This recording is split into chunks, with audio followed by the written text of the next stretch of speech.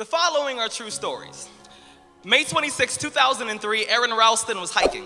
A boulder fell on his right hand. He waited 4 days. Then he amputated his own arm with a pocket knife.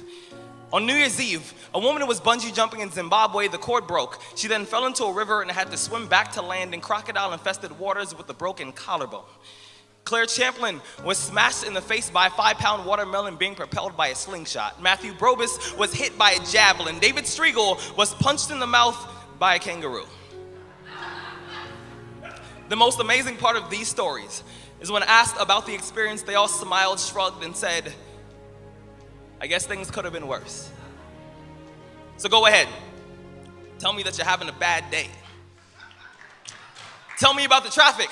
Tell me about your boss. Tell me about the job you've been trying to quit for the past 4 years. Tell me the morning is a townhouse burning to the ground. Tell me the snooze button is a fire extinguisher. Tell me the alarm clock stole the keys to your smile, drove it into 7 a.m., and the crash totaled your happiness. Tell me how blessed are we to have tragedy so small it can fit on the tips of our tongues. You see, when Evan lost his legs, he was speechless. When my cousin was assaulted, she didn't speak for 48 hours. When my uncle was murdered, we had to send out a search party to find my father's voice. Most people have no idea that tragedy and silence have the exact same address.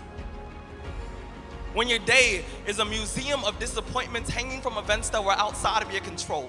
When you find yourself flailing in an ocean of why is this happening to me? When it feels like your guardian angel put in his 2-week notice 2 months ago and just decided not to tell you. When it feels like God is a babysitter that's always on the phone. When you get punched in the esophagus by a fistful of life. Remember that every year 2 million people die of dehydration. So it doesn't matter if the glass is half full or half empty. There's water in the cup. Drink that shit and stop complaining. You